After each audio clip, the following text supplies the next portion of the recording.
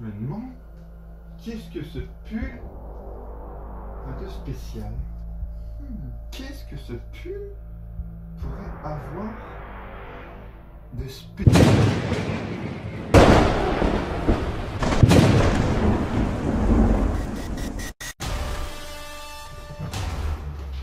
Oh putain! Oh putain! Putain!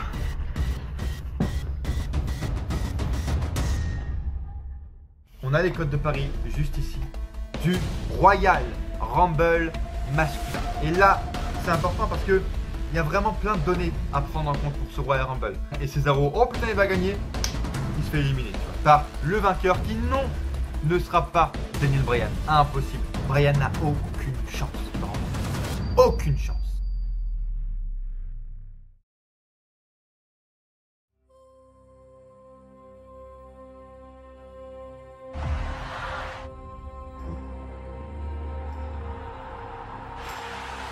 Is it? Can it be? It is! The phenomenal one is here! The rumors are true! One of the baddest women on the planet Earth! Ronda Rousey is here!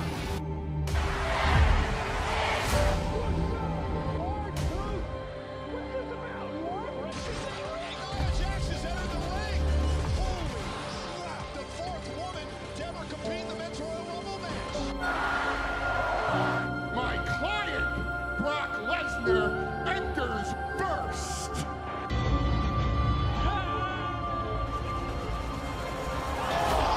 With a low blow to Lesnar.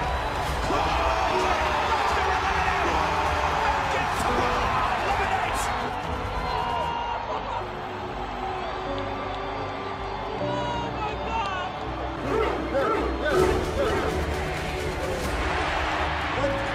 What the?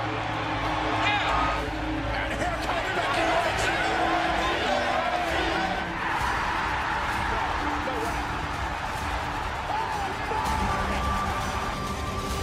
The Rated R Superstar! Edge is here!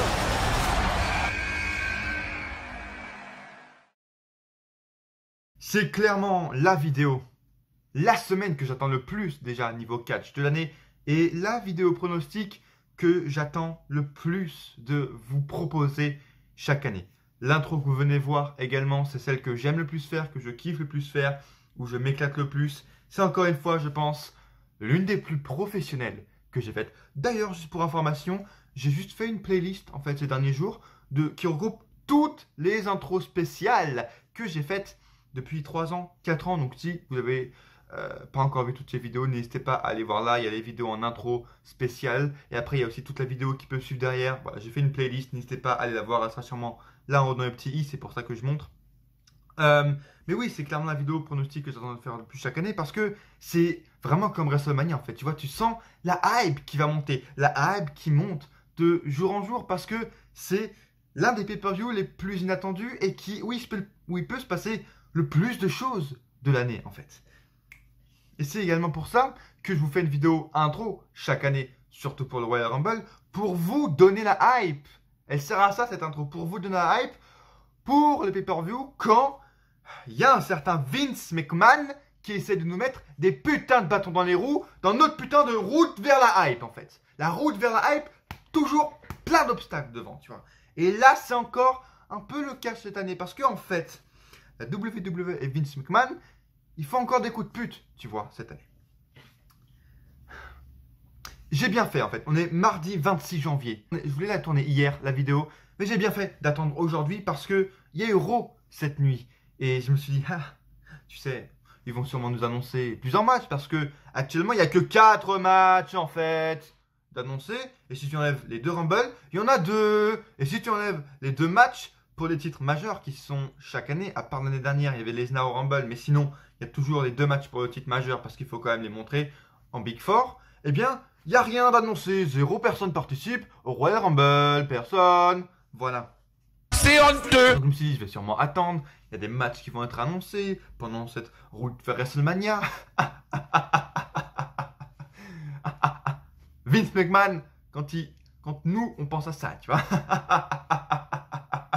Des matchs? Non, non, non, non. Nous, ce qu'on va faire, c'est qu'on va annoncer le numéro 1 et le numéro 2 des Rumble et le 30e entrant du Rumble masculin. Ça, c'est intéressant à faire. Oui, parce que le Rumble, c'est pas du tout à base de surprises, d'inattendus, de suspense de fou, tu vois. Qui va arriver numéro 28, 29, 30.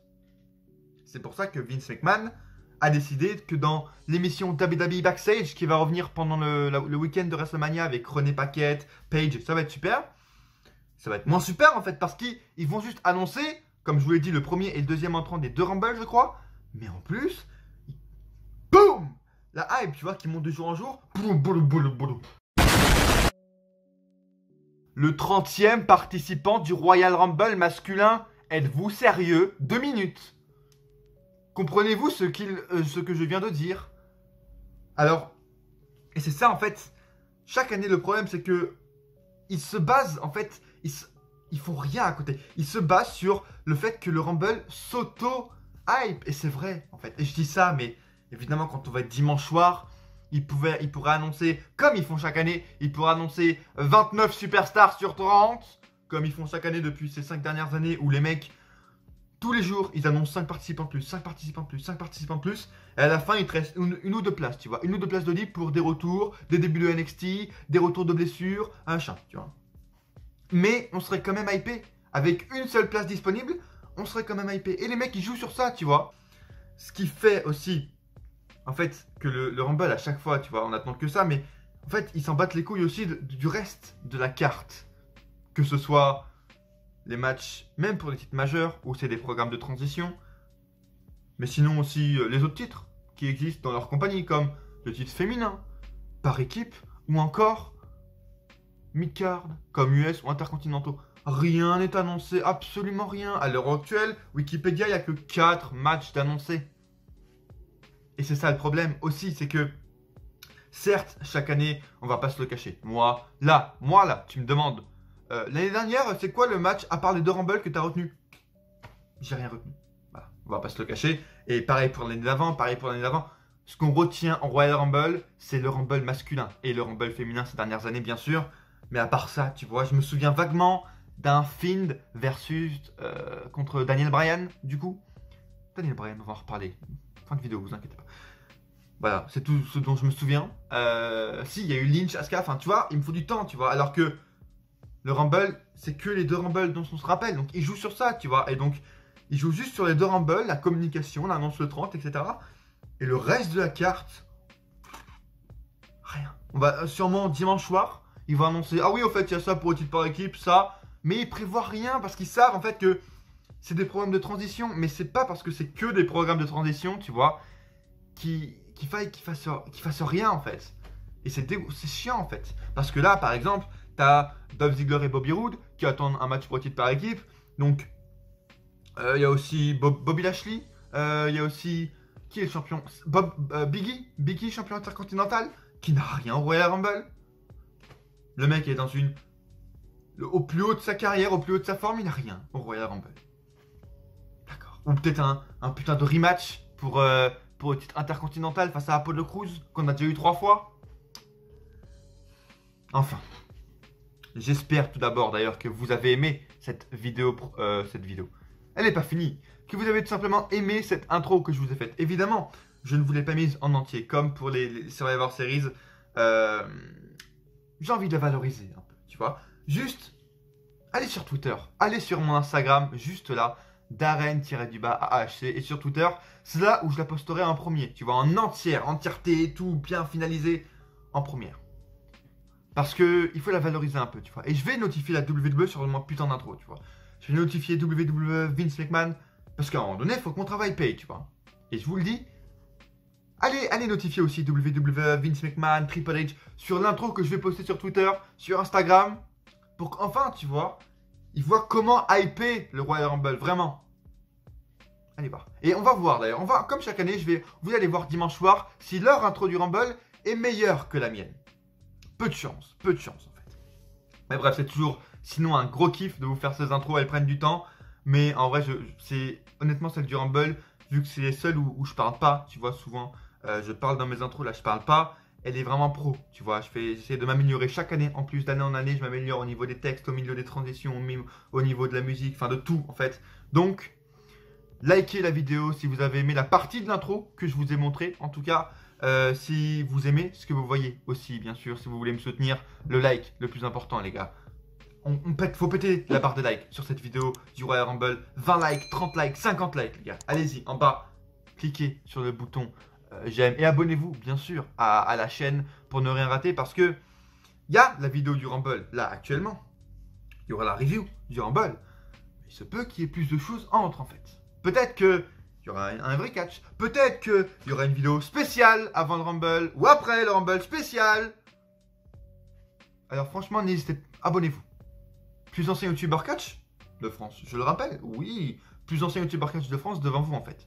8 ans bientôt d'activité. Enfin bref, dites-moi en commentaire qui voyez-vous gagnant, qui voyez-vous les favoris du Royal Rumble, vous, selon les codes de paris que je vais vous lire, parce que bien sûr, on va voir les codes de paris. J'ai là-dedans, dans ce putain de cahier, j'ai les favoris d'il y a 3 semaines du Rumble, selon plusieurs sites, pas selon un ou deux, selon 5, 6 sites différents de codes de paris. J'ai les 5 favoris de ceux qui reviennent le plus en premier, en deuxième, en troisième, les gars. Et ces codes de paris d'il y a presque un mois maintenant, on va les comparer aux codes de paris de aujourd'hui, 26 janvier 2021. Et il y a des changements assez intéressants dont on va débattre juste après dans mes pronostics du Rumble masculin, les gars. Je vais quand même essayer de vous donner plus que le gagnant du Royal Rumble parce que le Royal Rumble, c'est pas que le gagnant, tu vois. Ça peut être des mecs qui reviennent, qui débutent.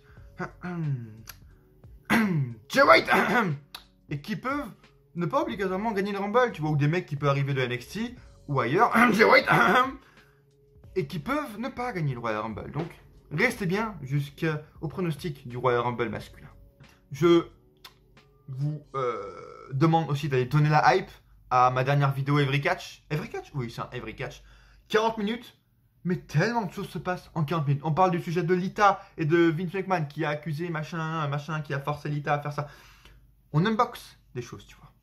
On unbox des choses, tu vois. On unbox des choses, tu vois. Ça, c'était pas là la dernière fois. Comment je l'ai eu? Allez voir ça dans ma dernière vidéo. Parce qu'il s'est passé beaucoup de choses. Elle a été tournée sur 2 jours. C'est ça aussi qui en fait sa spécialité. Parce que en 2 jours, il y a eu des news. Tu vois, il y a eu des news, des trucs qui se sont passés en 2 jours. Comme youtubeurs comme Squeezie qui ont parlé de catch. Allez voir cette vidéo disponible encore une fois dans le petit i pour savoir aussi comment ce t-shirt, c'est plus aussi puissant, est arrivé sur moi et qui m'a donné tous les résultats du Rumble. Enfin bref. J'espère que vous avez d'ailleurs kiffé la petite intro que j'ai faite avant l'intro du Rumble. On fait une intro sur une intro, les gars. C'est Darren Ennis Catch. Bienvenue si vous ne me connaissez pas, les gars. Voilà, sur les codes de paris pour gagner le Rumble, etc. C'est pratiquement sûr. Mais moi, j'ai une autre solution, les gars, sur qui peut gagner le Rumble et qui, pour moi, selon moi, doit gagner le Royal Rumble, les gars. Alors, on va aller donner la hype. On va aller donner la hype à ce putain de show. Vince McMahon essaie de nous mettre des bâtons dans les roues sur notre putain de hype. Je vais aller vous donner la hype dans cette putain de vidéo, les gars. Préparez-vous pour cette vidéo pronostic des Royal Rumble 2021. Laissez un like. WWE presents the Royal Rumble.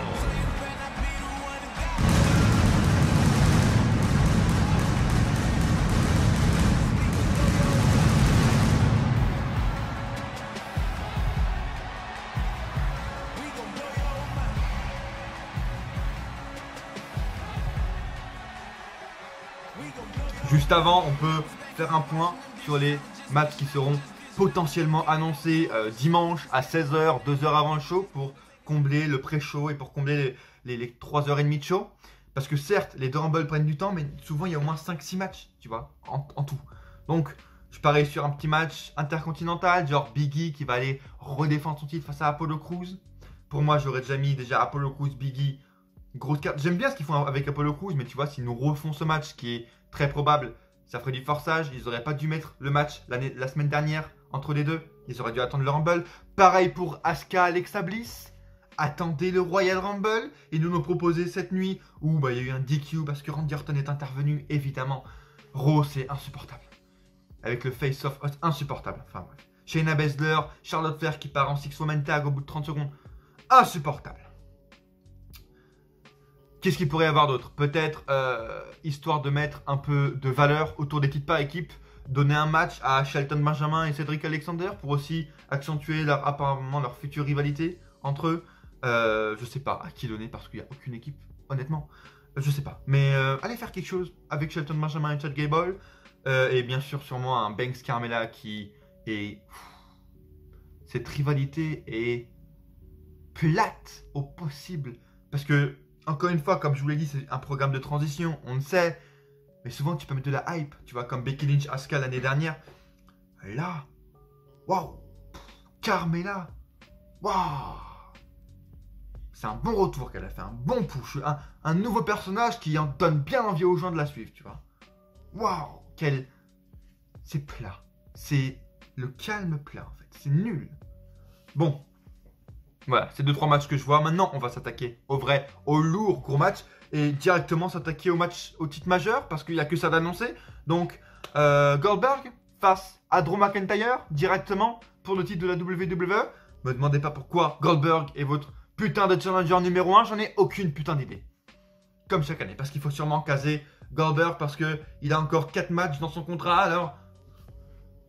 T'as 20 000 mecs, même si c'est un programme de transition, t'as 20 000 mecs qui peuvent aller affronter Drew McIntyre pour leur donner de la hype, pour leur donner de la stamina, du momentum, etc.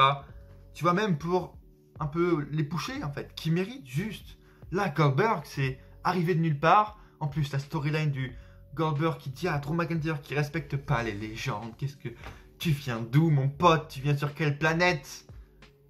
Il a affronté pendant 6 mois Randy Orton parce qu'il justement, il défendait pas les légendes. Enfin, Drew McIntyre a eu le putain de Covid. Alors, ils ont construit ça avec des pseudo Goldberg et des pseudo Drew McIntyre. T'as Gilbert qui est revenu la semaine dernière. Voilà comment ils hype leur putain de match de championnat pour le titre de la WWE Royal Rumble.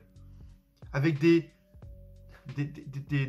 mecs qui sont passés pour McIntyre et Goldberg. The Miz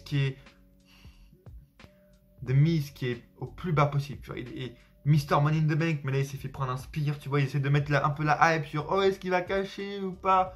Évidemment que non, il va pas cacher. Ou alors il va encore reperdre sa mallette, peut-être. Et comme je vous l'ai dit dans une de mes dernières vidéos, dans le petit i là où je parlais de que faire avec les légendes, c'est pas le fait qu'il y ait des légendes qui me gênent comme Goldberg, etc. Mais c'est comment elles sont utilisées. Tu vois, Goldberg n'a pas besoin du titre WWE pour être hypant, pour être là, pour toucher son chèque. Il n'a pas besoin du titre en fait. Et c'est ça qui me gêne. Et au final, je pense que là, celui qui va gagner, tu vois, si c'est Goldberg qui gagne, si c'est McIntyre, ok. Si c'est McIntyre doit remporter. Bien sûr, déjà juste par respect pour le titre et par respect pour lui. Encore une fois, comme je vous le dis depuis un an, McIntyre mérite au moins d'avoir un show en tant que champion avec les fans en fait. Et vu que WrestleMania va être avec des fans apparemment, attendez au moins WrestleMania s'il vous plaît par principe et par mérite pour lui en fait. Et pour le titre.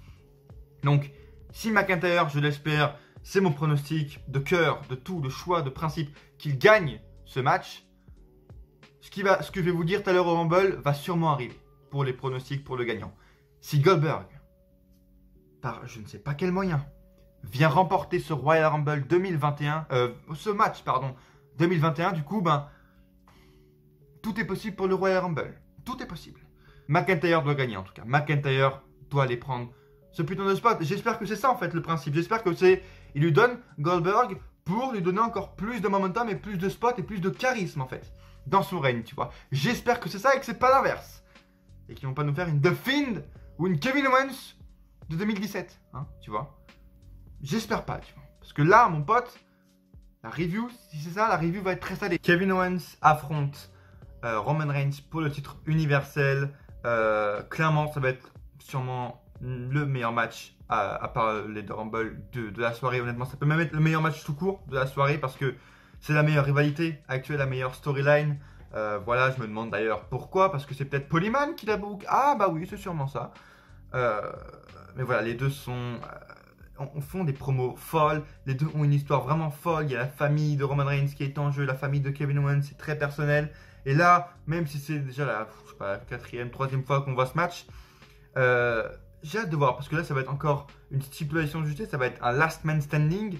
Et je pense qu'il peut se passer plusieurs choses. Tu vois, déjà, sûrement une intervention de Jey Uso, pardon. Et j'espère pourquoi pas un ou deux autres spots. Tu vois, un autre retour, un autre machin qui peut arriver.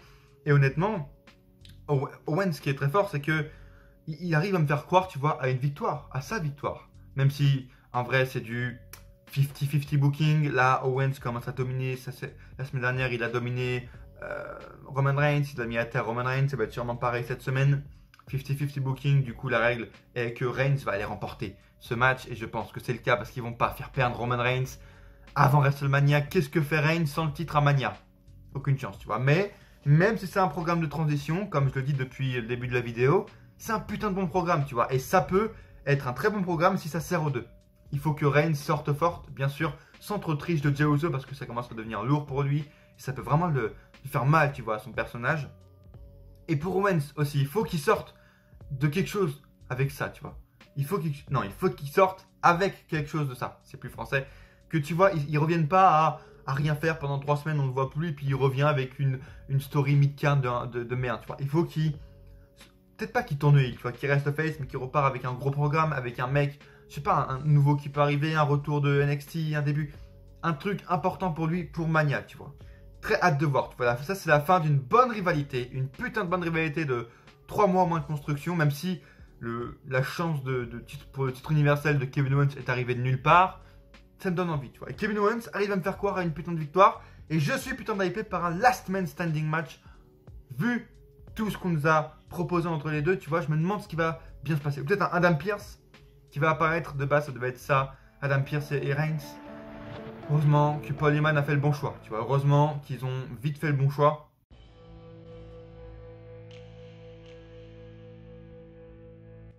J'ai les cotes de Paris d'il y a 3 semaines. Et on va les comparer à celles de maintenant. Les cotes de Paris d'il y a 3 semaines, 2 ou 3 janvier 2021, pour les femmes étaient numéro 1, Bianca Belair. Numéro 2, Rhea Ripley, Alexa Bliss, égalité, tu vois. Plus Alexa Bliss. Numéro 3, Rhea Ripley. Numéro 4, Ronda Rousey. Et numéro 5, Madame Shayna Baszler. Et encore une fois, je vous le rappelle, là, j'ai fait la moyenne de 5 ou 6 sites de cotes de Paris, tu vois, sur combien de fois elle arrive première, Bianca Belair, deuxième, troisième, tu vois. Et celle qui arrive le plus de fois en première, c'est Bianca Belair, en deuxième, Alexa Bliss, etc. Donc, tu vois, au niveau de la légitimité, je pense qu'il y a peu trop de doute, tu vois. Et là, je suis sur un dernier cote de Paris qui est tombé il y a 16 heures, à l'heure où je parle. Et la favorite est toujours Bianca Belair. Bianca Belair avec 250. Enfin, du coup, c'est celle qui a le plus haut score, en fait. Après, c'est Alexa Bliss en deuxième, même si elle a perdu son match juste cette nuit-là. Je pense pas qu'elle va aller prendre, honnêtement, la place qu'elle va gagner le Rumble. Je pense qu'ils vont faire un truc avec le film d'Amania, mais pourquoi elle irait vers un titre, tu vois. Elle a déjà eu sa chance, ça m'étonnerait qu'ils la mettent championne. C'est pas dans la storyline, je pense. En troisième, Rhea Ripley. Charlotte Flair en quatrième. Et en cinquième, de nulle part, Bayley. Je sais pas pourquoi. Ok, bon, bref. Bon, Ronda Rousey arrive 7ème d'ailleurs. Becky Lynch 6ème, évidemment, j'y crois pas du tout. Il peut avoir des retours. Ronda Rousey, d'ailleurs, on va en parler maintenant. Honnêtement, ça peut être le moment. Parce que c'est bien beau pour elle de toucher depuis WrestleMania 35 de l'argent en faisant rien du tout de la part de la WWE parce que son contrat est toujours actif en fait. Donc depuis WrestleMania 35, tranquille, elle touche sûrement le plus haut salaire des femmes, un des plus hauts salaires des femmes, tu vois, tranquille, sans rien faire tu vois, sans s'abîmer le corps, tu vois.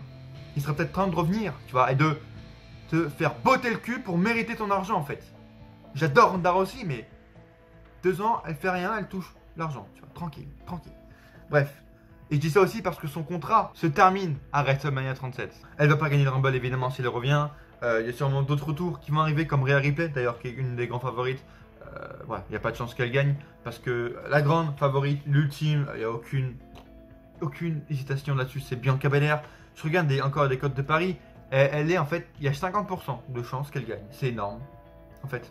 Enfin 50% en fait ça met 1 sur 2 quoi. Donc en gros vraiment c'est elle ou c'est rien quoi, honnêtement. Donc très peu de chances que ce soit une autre personne que Bianca Belair qui gagne, surtout avec tout ce qu'ils mettent en avant ces derniers jours. Je veux dire, ils font des documentaires sur elle, sur sa famille, sur le network.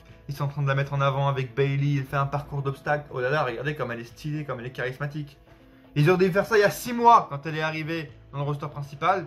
Et la mettre grande championne, grande favorite. Non. Ils ont attendu bien longtemps, plusieurs mois, histoire qu'elle soit au plus bas pour la remonter. Tu vois. Encore une fois, la logique de la WWE. Tu vois. Après, sinon, t'as une femme, juste un truc, un talent en fait. Du talent qui attend au placard depuis à peu près 1 an maintenant. Et avec qui il faudra faire quelque chose. Elle s'appelle Shayna Baszler, en fait. Je pense qu'elle a assez écumé tous les programmes de merde. Elle a été championne par équipe, programme d'attente. Elle a un programme d'attente depuis 6 mois avec Mandy Rose et Dana Brooke. Maintenant, ou qu'elle bat en 2 minutes, peut-être qu'il faudrait, tu vois, mettre en avant le fait qu'elle batte les superstars toutes les 2 minutes, etc. Qu'elle les batte en 2 minutes, qu'elle squash tout le monde. Ça veut dire qu'elle est forte. Donc ça veut dire qu'il faut la pusher, ça veut dire qu'il faut montrer aux gens qu'elle est forte. Donc pourquoi pas lui donner le Royal Rumble à Shayna Baszler, tu vois.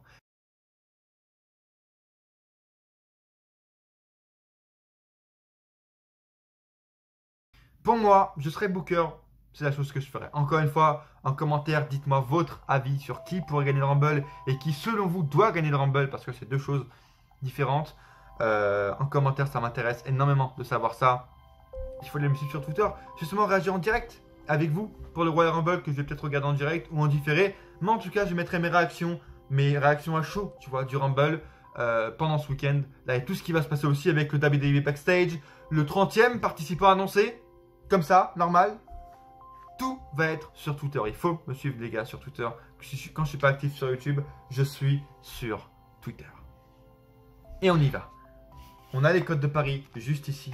Du Royal Rumble masculin. Et là, c'est important parce que il y a vraiment plein de données à prendre en compte pour ce Royal Rumble. Comme je vous l'ai dit, il y a le gagnant qui compte, qui est la principale, tu vois, le principal truc à surveiller. Mais il n'y a pas que ça. Bref, les favoris, il y a 3 semaines, le 2 ou 3 janvier, tu vois, la même date que pour le féminin. Celui qui arrivait en première position le plus souvent, c'était Monsieur Big E qui arrivait en premier. En deuxième, on avait Edge. Haha, je vous en ai pas parlé. Edge qui a été annoncé, normal, MDR. 5 jours avant, ah en fait, je suis de retour. Est-ce que vous vous foutez de ma gueule? Sérieusement? Vous pétez la hype de Edge comme ça? Un futur gagnant du coup, Edge, deuxième. Keith Lee en égalité avec Goldberg en 4e position. Non, 3e pardon, en 4e position. On a Brock Lesnar qui était favori il y a déjà 1 mois.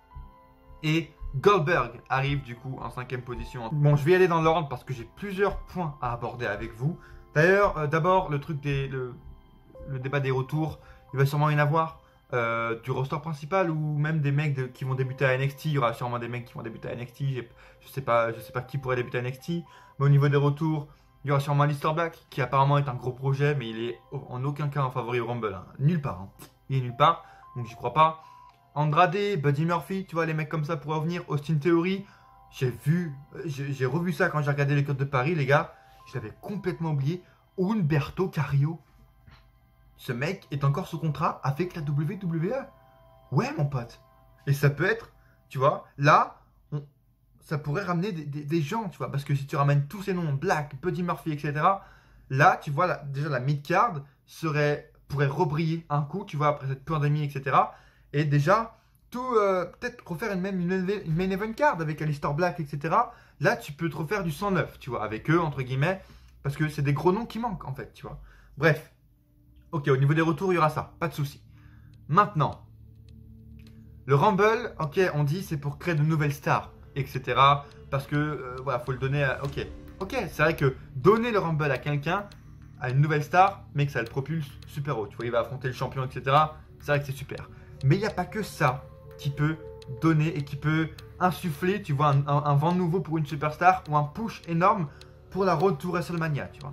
Il y a par exemple aussi l'Iron Man, tu vois, qui va être l'Iron Man du match, qui va rester le plus longtemps dans le match, qui va faire aussi le plus d'éliminations dans le match, ou encore qui va être dans le Final Four du match, du Rumble.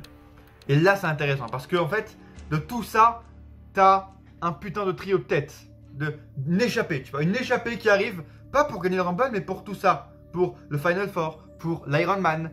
C'est obvious as fuck. Cesaro, Nakamura, Daniel Bryan. Ils ne gagneront pas le Rumble, non. Mais mon pote, tu peux écrire une histoire de fou avec eux. On l'a vu ces dernières semaines, les mecs, ils commencent à être pushés, etc. Cesaro de nulle part commence à montrer un vrai niveau, tu vois. Il commence à montrer le vrai Cesaro qu'on veut voir. Il ou face, mais qui ne recule devant rien, qui fait de vrais matchs. Bon match, grappling, etc. Bien résistant, bien solide. Nakamura pareil, face turn, etc. Ok, cool. Et Daniel Bryan aussi. Les trois ont une histoire, tu vois, il y a Bryan qui avait été battu par Nakamura, Cesaro a battu Bryan, il a refait une promo la semaine dernière pour dire qu'il n'est pas assez fort, etc. Et en gros, ça veut nous faire montrer que, oh, Bryan, il va aller gagner le Rumble, tu vois. Et moi, j'y crois pas. Enfin bref, attendez. Justement, avec Bryan, au lieu qu'il gagne le Rumble, tu peux lui faire mettre dans cette storyline-là, avec Cesaro Nakamura. Tu vois, par exemple, l'Iron Man pourrait être Cesaro. Tu vois, en 1 et numéro 1 et 2, tu fais entrer Cesaro Nakamura. Tu vois. Là déjà, tu as un truc à faire. Cesaro Nakamura. Et pendant le match, ils s'affrontent, etc. Et t'amènes Daniel Bryan, mon pote. Daniel Bryan. Et là, je sais pas, tu as Bryan qui élimine Nakamura et Cesaro élimine Bryan, tu vois. Et là, tu as une histoire qui peut se construire magnifique. Et tu as un putain de match avec ou sans titre, tu vois. Entre les trois, il y a plein d'options avec Cesaro Nakamura, Bryan Cesaro à écrire avec un titre, sans titre. Pour WrestleMania, t'as un truc à faire. Les trois sont en connexion, on le sent depuis le nouveau push là, des trois qui sont arrivés d'un coup comme ça. Il se passe un truc entre les trois et il faut faire quelque chose avec ça, mon pote. Mais encore mieux à faire, tu mets les trois dans le Final Four. Très simple. Et il se passe un truc de fou avec eux. Cesaro termine en dernier, il élimine, tu vois, Nakamura est éliminé. Les trois derniers, c'est Bryan, Cesaro et un autre mec. Cesaro élimine Bryan et Cesaro, oh putain, il va gagner. Il se fait éliminer, tu vois, par le vainqueur qui, non, ne sera pas Daniel Bryan. Impossible. Parce que j'ai les cotes devant moi, les gars. J'ai les cotes. Et clair comme de l'orange. Ok, Bryan arrive grand favori. Depuis 3 semaines maintenant, Bryan est favori. Et tu sais pas pourquoi. Et c'est le point, tu vois, qui font que... Bref, attendez.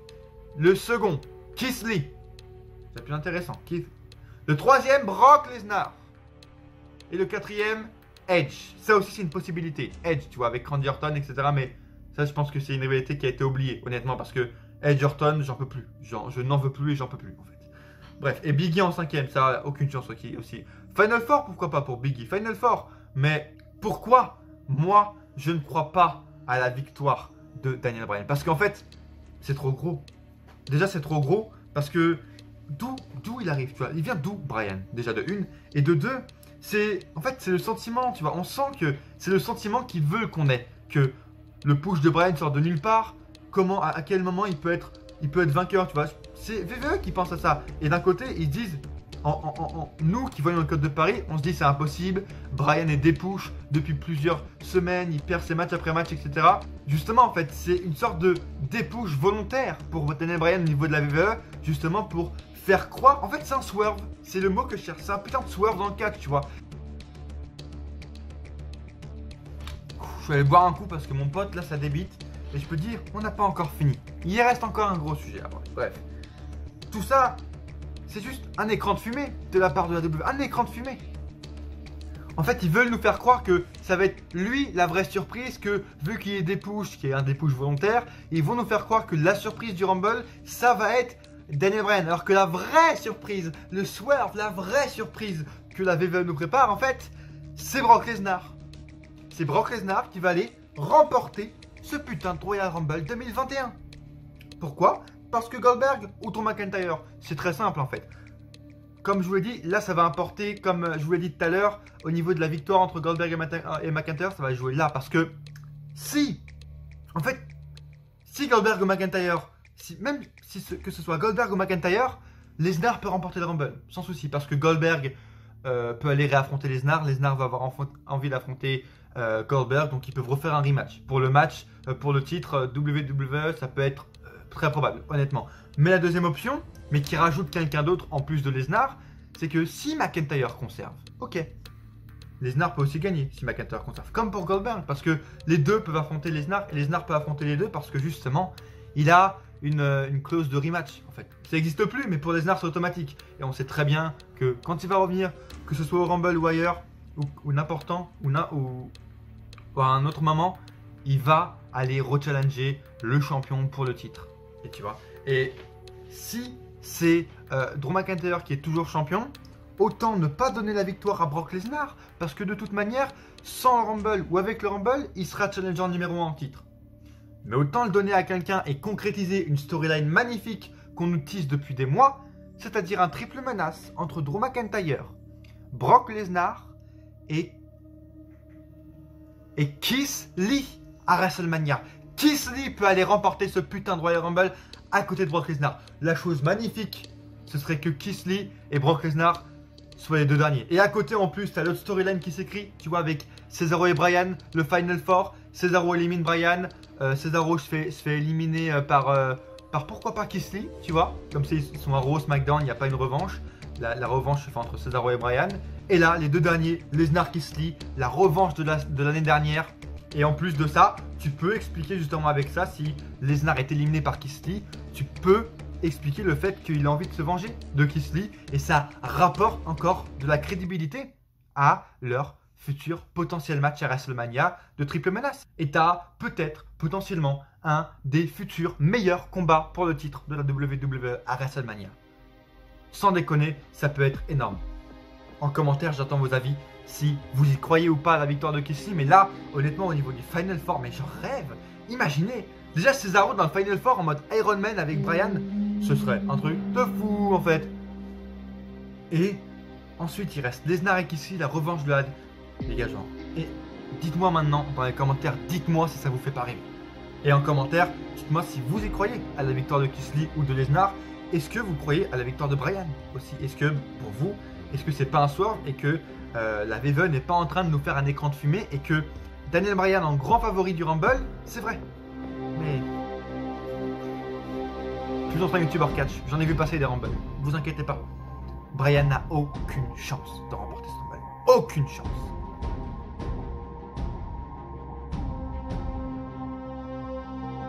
C'est pour ça que je dis qu'il n'y a pas que la victoire qui compte. Il y a tout ce qui est à côté, mon pote. L'Iron Man, le Final Four. Et c'est avec ça qu'ils vont jouer, par exemple, avec Bryan, avec Cesaro et avec Shinsuke Nakamura. Et pourquoi pas avec un autre mec qui n'est pas encore à la WWE. Il pourrait jouer, il pourrait aller jusqu'au Final Four. C'est